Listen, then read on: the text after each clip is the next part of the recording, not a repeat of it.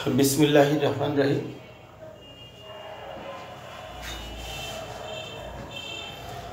आज के 15 तारीख 15 জানুয়ারি আপনারা জানেন টিআরপি পরীক্ষাটা অনুষ্ঠিত হতে যাচ্ছে। সেই লক্ষ্য পূরণের জন্য এনবিআর থেকে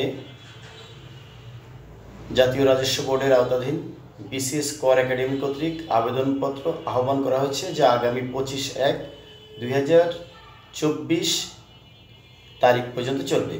কিন্তু আজকে হঠাৎ করে ফেসবুক সহ বিভিন্ন গণমাধ্যমগুলোতে বা সামাজিক মাধ্যমগুলোতে দেখা যাচ্ছে যে টিআরপি পরীক্ষা স্থগিত করে হাইকোর্ট থেকে একটা স্থগিত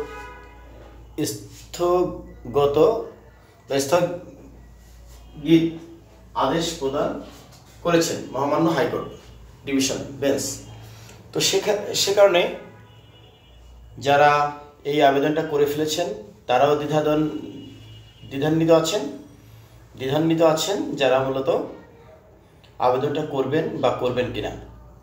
যেহেতু এনবিআর থেকে এখনও এই ব্যাপারে কোনো নোটিশ দেয়নি বা এই স্থগিত আদেশ বহাল থাকবে, এইটি সম্পর্কে এনবিআর ওয়েবসাইটে তেমন কিছু নাই।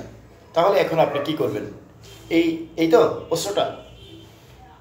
এই সমস্যা আপনাদের হবে বা হচ্ছে বা পড়েছেন বিধায় আমি এটাকে নিয়ে একটা ভিডিও দেওয়ার সিদ্ধান্ত নিয়েছি। আপনারা দেখেন, পরীক্ষাটা নেবে এনবিআর হচ্ছে অর্থ মন্ত্রণালয়ের আওতায় বা ফাইন্যান্স মিনিস্ট্রির আওতায়। অন্যদিকে হাইকোর্ট হচ্ছে আইন মন্ত্রণালয়ের আওতায়। তো স্বাভাবিকভাবে আইন মন্ত্রণালয়ের একটা আদেশ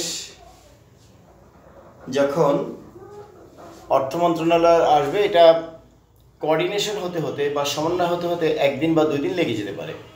এই 2 দিন বা একদিন আপনি যদি আবেদনটা না করেন তাহলে আপনি পিছিয়ে পড়বেন। আবার যদি আবেদন করেন তাহলে 1112 টাকার একটা সমস্যা আপনাদের পকেট থেকে গচ্ছা যাওয়ার একটা সম্ভাবনা রয়েছে।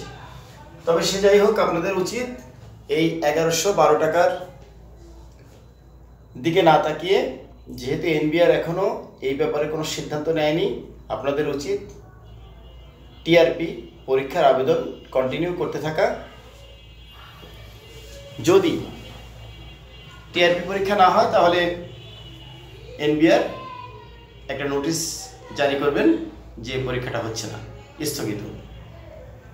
তো স্বাভাবিকভাবে এই পরীক্ষাটা যদি হয় তাহলে আপনি যদি আবেদন করার শেষ সময় চলে যায়, আপনি কিন্তু আবেদন আর করতে পারবেন না।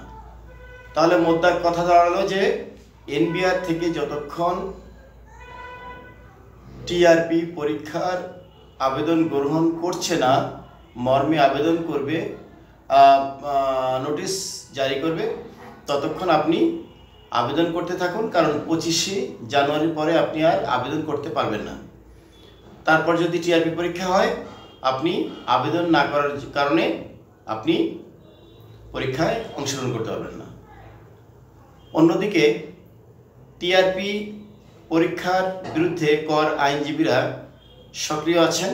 আমি একজন কর আইনজীবী, আমিও চাই না এই টিআরপি পরীক্ষা হোক।